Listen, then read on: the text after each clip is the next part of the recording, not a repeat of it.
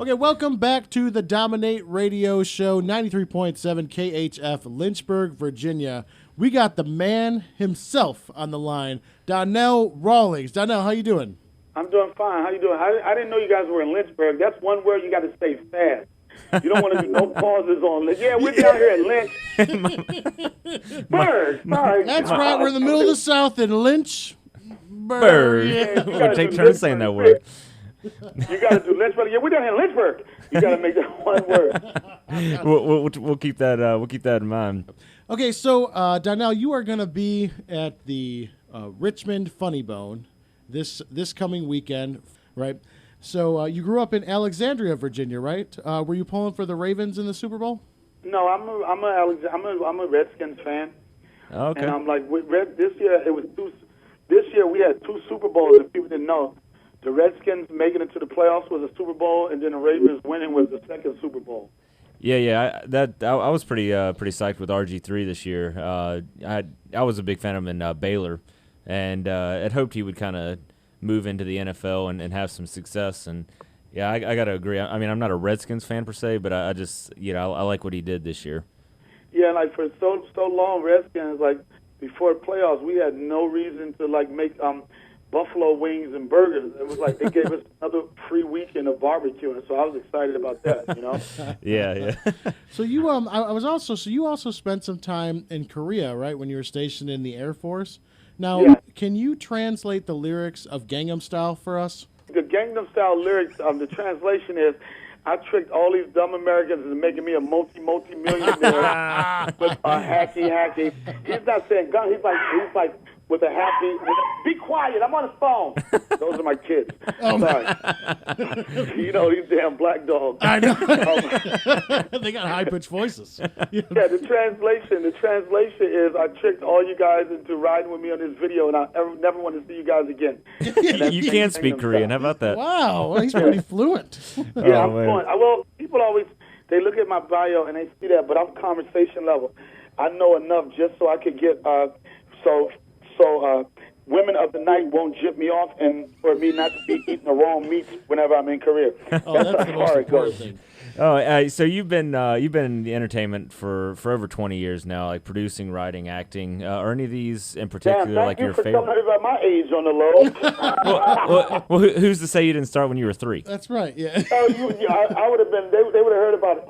So out of all these things you've done between producing and writing and acting, what would be like your favorite, your passion out of that? The one that I think that you didn't even name is it was a year that I started being a male porn star. Yes. Yes. That was a year. I didn't get too much press on that, but that was a good year, you know.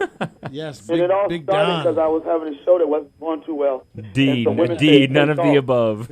Yeah, the women said, take it off. Next thing you know, I was in a different field. Sprawling Rawlings. Wasn't that your stage name? Yeah, that's it. I'm using it. That'll be the new one. Sprawling Rawlings. It is now. Yeah. Oh man! So you've got the stand-up performance coming up at the Funny Bone, like we spoke Right. about earlier. How long have you been doing stand-up? I've probably been doing stand-up for like 18 years. Oh wow! Yeah, it's been a while. Oh, very cool. So I guess it's been probably one of the biggest. Has that been like the largest time investment that you spent in the entertainment business? Yeah, I mean, I think maybe like 3 years into my career, I started doing some like small acting gigs. Yeah. And I had some success with the Chappelle Show and The Wire and a couple of other things. But the thing that's the closest to me, and for the most part, that creates my lifestyle is stand-up comedy. You know, like people always like, go to Hollywood, do more film and TV. But you know, sometimes if those auditions are not in front of you, you got to still eat. So stand-up is what, you know, I like the acting, but stand-up is really my heart. Very cool. All right. Okay, so you mentioned the Chappelle Show. Now, that was obviously your characters there they're still being talked about today. Everybody loves them. How did that come about? How did you wind up linking up with the Chappelle Show? Well, Neil Brennan, who was a co-executive producer, and he was like 50-50 on the production and just creative part of Chappelle. Years ago, he was a PA doing auditions for In Living Color, and he became a fan of my audition and my work. Him and David wrote a couple of films that weren't getting greenlit, and he wanted to explore directing and editing and everything. So he came up with a short film idea, and he reached out to my manager and asked me would I be a part of it. at the time I didn't think the guy was already loaded. I was like, I know you can't afford to pay me, but if you're having a situation where you could throw me a bone, do it. So Chappelle Show came along, and Neil Brennan brought me in, with the support of Chappelle endorsing it, but it was Neil Brennan who gave my first look into that show. Oh, that's cool. Yeah, that's cool. Now, what about now? We were joking a little bit before we started the interview, but you do have a career in radio, or you did. You were on Power 105 with Ed Lover. Now, you did some racial jokes. Now, was that a part of you leaving the show, or was that just like coincidental? I mean, I know you had some Asian jokes, and I think you made a Jewish comment.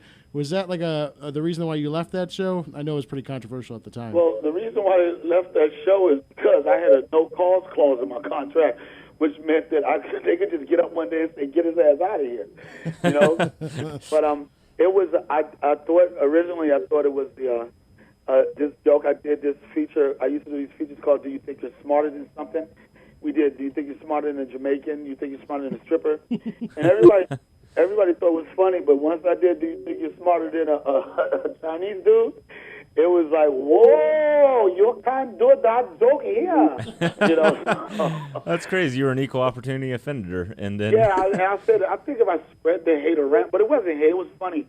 But like a lot of times, certain communities have like a grip on that ad time, that ad space, and they look at it like, Donnell, we can like you as a talent, or whatever, but if this person's get upset and they start pulling that money, we all know how that's going to end up. You also think it's also like a time? I mean, because what year was that? That was like what, 2008? Yeah, but I think that I kind of know what you're about to say, but yeah, it was at a time when the whole Don Imus thing was going on. Yeah. So this was a bad time. Everybody was super sensitive. Yeah. Every program director felt like they had to show you that they was doing change, not to be the Don Imus of it. So like, I think that first week, every program director had to fire somebody just to validate their job, and I just got caught up in the sauce. Yeah, that sucks. Blame the black man, right? Is that what they did? Yeah, it was. This was free. This was free Django. I didn't even have a gun to go avenge these people that did me wrong. Django. That would have been nice. Back then, when I got fired, if I would have just played the soundtrack to Django, that's I would right. Like, I'm out of here. Django. That's right. Oh man. So you got a couple movies coming up later this year, don't you? Yeah, I mean, if they make it, nowadays movies are so hard to get to them. I mean, your theatrical release. You stay doing movies, and doing different things so you can just keep your chops up. But you never know. I look at it like it was a payday. Whenever I do something, I look at it as a payday. It was another opportunity for me to get better, and then hopefully it'll give me another opportunity. Are any of those projects? You got the last film festival, right? Yeah. Percentage and Singlet, the Dana Kelly story. Any of those three look like they might be promising? I think Percentage may have a shot to come out. What's that about?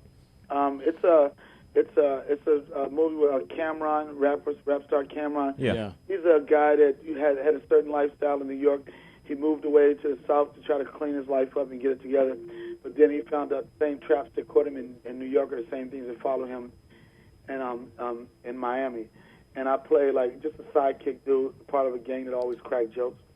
I know you've never heard that part or that premise before. Yeah. He should have moved to Lynchburg. It would have been much safer. Yeah, black drug dealer moves down south, becomes a black drug dealer down south. Instead of getting imprisoned in New York, he gets imprisoned down south. When the food is a lot better in Lynchburg prisons opposed to a New York prison. So we are celebrity publicists, and we like to talk a little bit about PR. So what do you view? Do you have a stance on PR? What is your view of the importance of publicity? I think it's one of the most important parts of your career if you're an entertainer. But the whole thing with that is that if you can afford it, because the only way you're going to get the best publicist if you have the best money. I had a situation where I had a publicist that was working well for me, but my gigs started slowing up, so it didn't make sense for me to pay her all the money I was paying for a retainer when the gigs weren't backing up. But I think if you could find somebody, like everybody's not money hungry, if you could find a publicist that believes in you and they know that they have a future with you and you can make money, I think you have to make that connection, because the bottom line is it doesn't matter how much talent that you have, if you don't have the right people behind you or the right people pushing it, or the right people saying this guy is the next best thing since cornbread or sliced bread, whatever. Cornbread. I think you need that. We're going to take a cornbread break real quick. Yeah, a little shout out to the South there. Yeah, cornbread break all day. But that's a perfect pitch for Natty Celebs, right? I mean, this is great. We're like the Walmart of PR. We're like rock bottom price PR. We're like from multi-grain tortillas to cornbread. That's right. Oh, man. So Nate's last name is Fouts. Now, we do this with everybody. It's Fouts Fast 5. It's going to be 5 rapid-fire questions at random. I feel like you can handle it. Are you ready? And you just give us your best answer as quickly as possible. Okay. All right, ready, go. Is it feminine Because for I'm black. All 5 of them. Yeah, right down the line. Is it feminine for a man to use a loofah? Oh, hell yeah, it's feminine for a man to use a loofah. And I talked about this on one of my shows. The only loofah a man should have anywhere in his bedroom or close to his shower is loofah Vandross. That's the only that's the only loofah you should ever support. All right, number 2, have you ever used the phrase cool beans? I've never used the phrase cool beans. Oh, yeah, wait a minute, I have. I was trying to date this white girl once, right? And I didn't think word up was going to get it, so I was like, totally cool beans. So I have used it.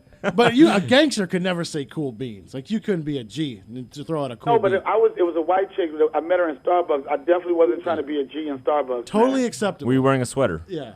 I was wearing a cardigan sweater tied around my waist. That's not part of Fouts Fast 5, but that was a question. Yeah. That was bonus. All right, so number 3, Jefferson Airplane or George Jefferson?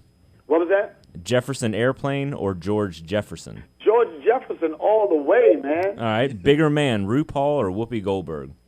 Both of them are the same guy. All right, number 5, Mr. T or Shaft?